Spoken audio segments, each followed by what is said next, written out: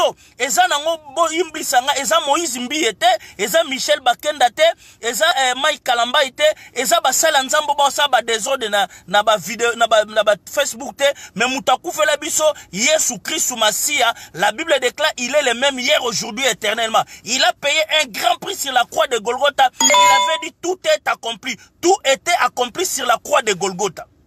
Bien aimé, Bible lobi na biso na tanga suka tokomona makambo yo, mais makambo ya ko affaibli foi ya batu. Mais Bible lobi ba o ba ko persévérer, ba o ba ko za na foi jusqu'à tina mokola suka ba ko zwa couronne de grâce, ba ngonde ba okota lola. Na loba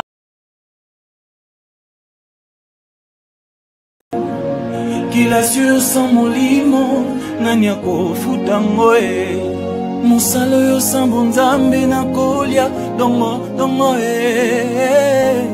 andimeli yo natinga myo libela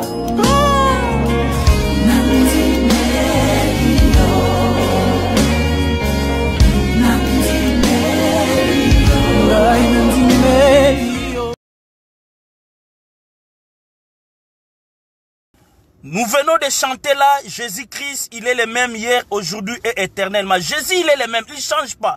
Bien aimé, ne regardez pas ce qui est en train de passer sur Facebook, sur des vidéos sataniques. L'heure est grave, l'heure est grave. La Bible dit dans Matthieu 3:2, repentez-vous car le royaume de Dieu est proche. Bien aimé, j'ai un message très important que le Seigneur m'a mis dans le cœur pour parler au peuple de Dieu.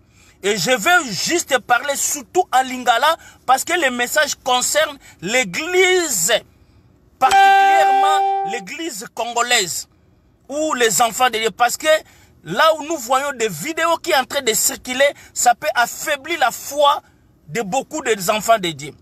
Bana Nzambe, Nzambe alobina yebisa bino église corps du Christ, particulièrement biso ba congolais. Makambo nyonso ezoleka soki totangi yango na Matthieu 3 de 1 jusqu'à la fin. So totangi yango na Matthieu 24 de 1 jusqu'à la fin, même Matthieu 24 Bible lobi ils se lèveront des faux hommes de Dieu, donc des faux prophètes qui viendront pas séduire, pas prêcher la foule, mais séduire la foule. Et Bible lobi na biso na tango suka tokomona biloko oyo. Guerre nation contre nation. Bana ba okoma ba rebelle apparent na bango. Ba sali nzambe, ba tu ba okoma ba fanfaro ami d'argent. Likolo ya convoitisme mokili o ba bisengo mokili oyo ba tebele ba ko abandonner foi na bango. Mais nazolo bana mutu moko makambo nyonso nzamba lobaki ekoya. Bible dit lorsque vous verrez l'abomination vient s'installer à l'église, vous qui priez Bino batubobon de la Nzambe, vous qui êtes enfant de Dieu, faites attention, criez même. Bien-aimé, toi qui es vraiment véritable chrétien, lorsque tu vois l'abomination vient s'installer à l'église, faites attention, commencez maintenant à marcher dans la parole de Dieu, dans la crainte de Dieu. Ne rentrez pas dans la distraction. Ko perdre foi note likola ba vidéo zo mona. Mutu akufela biso. Eza nango boyimbisanga eza Moïse Mbiete, eza Michel Bakenda te, eza Mike Kalamba te, eza basala nzambo ba désordre na ba vidéo na ba Facebook te, mais mutu akufela biso Yesu Christ Masia. La Bible déclare il est le même hier, aujourd'hui, éternellement. Il a payé un grand prix sur la croix de Golgotha. Il avait dit tout est accompli. Tout était accompli sur la croix de Golgotha. Bien aimé, Bible lobi na biso na tanga suka tokomona makambo yo, mais makambo ya ko affaibli foi ya batu. Mais Bible lobi ba o ba ko persévérer, ba o ba ko za na foi jusqu'à tina mokola suka ba ko zwa couronne de grâce, ba ngonde ba okota lola. Naloba na mwana nzambe moko ko perdre foi note pona makambo. Be église ezebele, soki peut-être libako betami osambela na cité Bethel ou une église Songolo, ko perdre foi note Luka église véritable, net be église locale à la bord kende na ko sambela. Mais ko perdre foi no pona makambo te. Parce que mukola suka okolobo na pengwaki, parce que na mona pasteur Moïse, parce que na mona ki Michel Bakenda, parce que na mona ki nani Mike Kalambai, Yesu akotuna yo, est-ce que yo zali nani pour que no juger batouana? Bien aimé, ko jige baton te kokota pe na baje na bango te. Yo salela nzambe na yo. Ba problème na bango etali bango na nzambe. Soki ba pengwa, soki ba koma ba gege, soki ba simba ba kisi. Point d'interrogation, mutu moko azana ba preuve te, mutu azana ba preuve ezali Yesu Masia. La Bible déclare un fourmi noir dans un trou noir, personne ne le voit mais Dieu seul le voit. Bien aimé nazo senga na mwana nzambe moko lelo ko perdre foi no pona ba makambo wana te zala na kondima ko perdre foi no te même obimi na église songolo tamsu cité Bethel déranger obimi mais ko fana na ndako te luka église msusu kende ko matsabo yambi na yo po bible bi mukola suka to ko mona ba scandale mais malheur na ba oyo ba kozala scandaliser. Bien aimé kotala biloko te ko perdre foi na yo te nazo senga na mwana nzambe moko please pardon ko perdre foi na yo te pona makambo. Évidemment, batu musupe na Facebook bazo kosi la bango makambu pona ba base na bango pona osalir église. Bien évidemment makambu supe za solo mais etali bisote. Biso kaka tokanga na Yesu. Bien aimé, ba makambu nane monanite. Ba mitakala batu ekobima. Ba makambu ebele kobima na poasa o ebatame na kuku. Misusu ekozala solo, misupe ba olinga ba salir batu po kaka ba perdre ba foi batu. Mais nazolo bana mwana nzambe moko ko perdre foi na yote. Bible bimi la suka toko mona biloko oyo me boyambi ya bat kondima batu eko kweya me ba oyo bako telemisaka kondima na bango boyambi na bango tina suka bako zwa couronne de grâce. Nazolo ba pa mwana moko année 2020 ezala année ya métamorphose spirituelle, ezala année ya changement spirituel, ezala année ya repentance. Toi qui avais yom to tambola ki mabe na 2019 na sengi na 2020 ezala année ya métamorphose spirituelle, année il y a changement spirituel, année à repentance totale. Bien aimé, nazo répété, la Bible déclare dans les livres de Matthieu 3D, répentez-vous car le royaume des cieux est proche. Répentez-vous car le royaume de Dieu est proche. Répentez-vous car le royaume de Dieu est proche. Bien aimé, beaucoup tanaba jewanate. Please, bien aimé.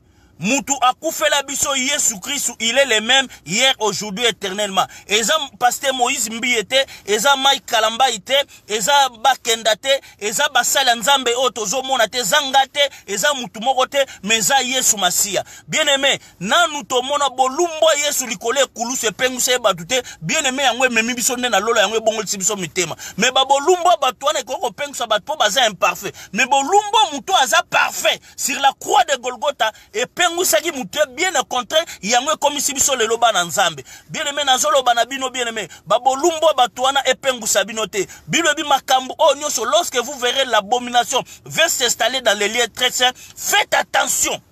Bosala angele bino bana nzambe bokoma na kotambula ko banga nzambe biso nyonso na ba 2012 2013 to tambula na batama beto salema be mais na 2000 na ba 2015 to bongoli mutema lelo ça fait 6 ans tozo tambula na esprit à repentance bien aimé. L'homme est changeant, celui qui ne change pas, il s'appelle Yoshua Mashiach, Jésus de Nazareth, il est le même hier aujourd'hui éternellement. Lobi okoza la mutama sumu, lobi po obongwami. Pasteur Mbia ko bongo la mutema nzamba ko limbisa ye. Mike Kalamba ko bongo la mutema nzamba ko limbisa bakenda ko bongo la mutema nzamba ko limbise mais yo soko pengu pona bango yo kansinde Yesu akobetelo maboko mukola Yesu ka Yesu atuno nani atinda ki opengwa likola batuana fale yo ndo talanga bien aimé ko pengwa pona ba vidéo te ba vidéo bien au contraire e matisa yo kondima ondimo bando sala sko nzambe na crane na place na mabeo bango basali etinda yo bongo la mutema pe obonda pe pona batuana.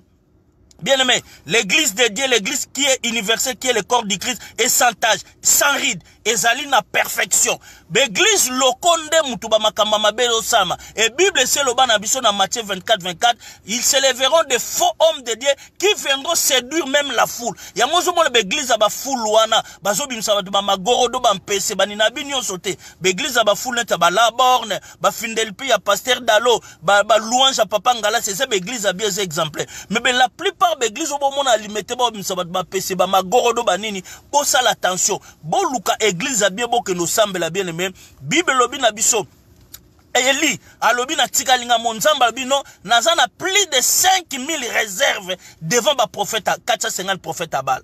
Bien aimé, basali ya nzambe ya solo bazali ba église ya solo ezali bo pengusa kondima na bino te likolo ba makambo ba fitilité ba makambo ya pamba pamba. Jésus Christ il est le même hier aujourd'hui éternellement. Na lingina lo bana mutu moko bolumbo Yesu pengusa biso te mais bolumbo Yesu yango etinda biso lelo tondi yango ba racheta biso yango to okota lola. Donc bolumbo to mona ki ne kulusu eza ambi ete eza ya bakenda te eza soki ya mai kalamba ete eza soki ya nani te eza ya ngate eza ya ba pasteur nyonso te mais eza ya Yesu. Ba pasteur ba kufele mute mutakufele mutu Yesu Masia. Soki opère de bondimi na yo likolo makambo opengu ozongeli baba ozongeli ambiance ozongeli kindumba etali yo kokota lifelo Yesu akoloba na yo nani atindaki opengwa likolo batwana. Oh Bible verset mibiso tangu tokomona ba makambo wana to bongola nde mitema. Rachetez le temps car les jours sont mauvais. Nalobi na mutu moko ko perdre kondimano te likolo ba vidéo. Ba paye ba kosa yo te. Tombola kondimano parce que l'air est grave, toko tono repentance, toko tana repentance. Matthieu 3:2. Repentez-vous car le royaume de Dieu est proche. Que Dieu vous bénisse.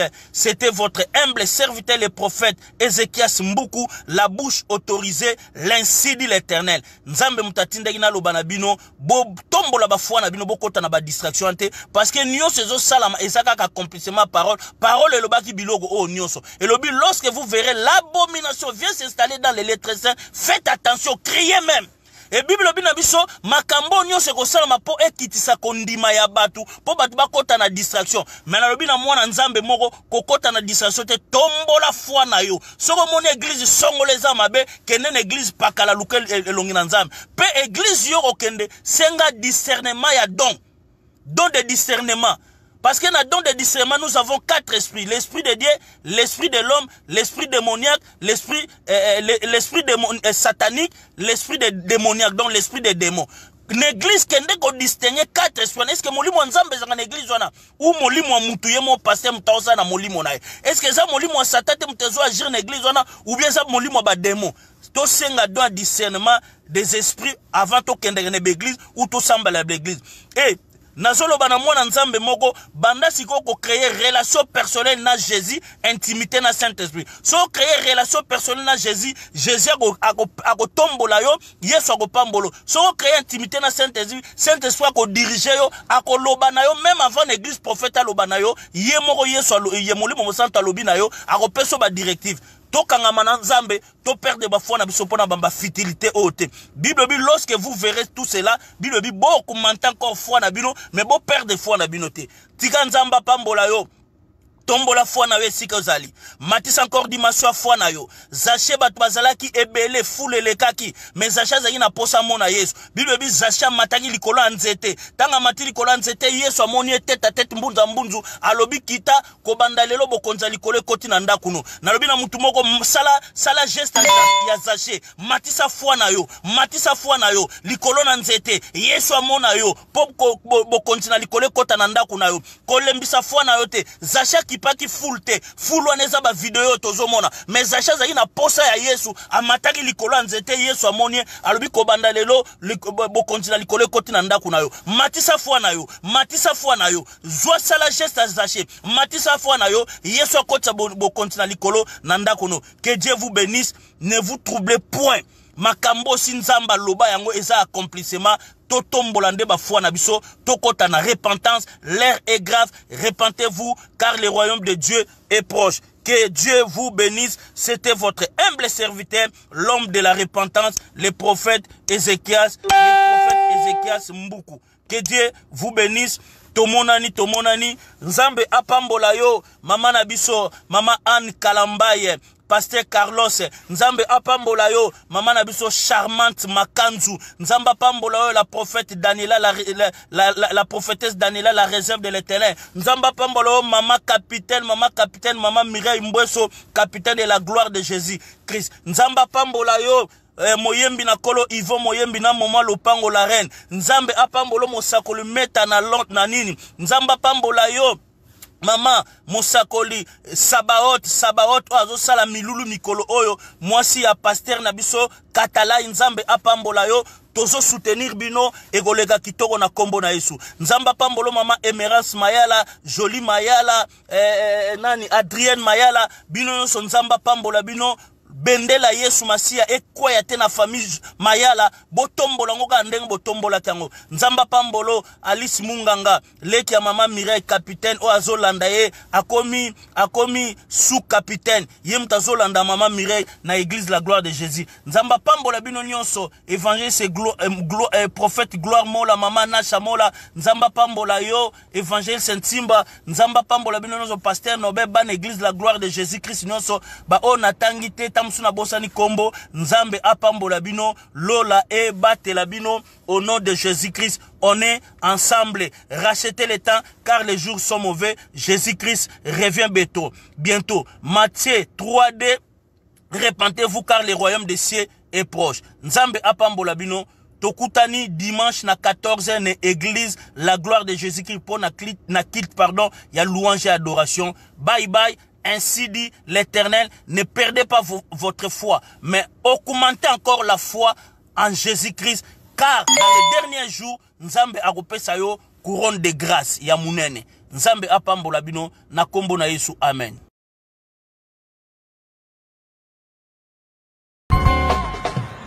TV, une nouvelle histoire avec Jésus, une nouvelle vie en vue de nouveautés, une belle histoire de qualité avec le Christ. C'est comme un bébé, il ne se porte le ventre, mais une fois dehors, il devient le fils de tout le monde.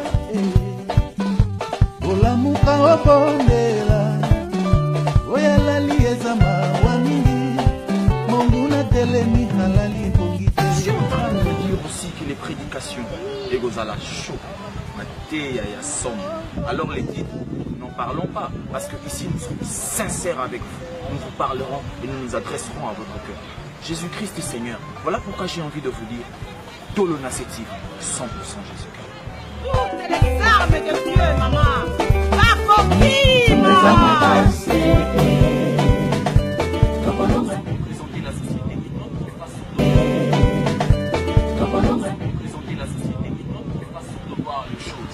Il sait donner la vision, il sait nous faire parler, il sait nous faire réfléchir. Lui qui, le Saint-Esprit, le Saint-Esprit.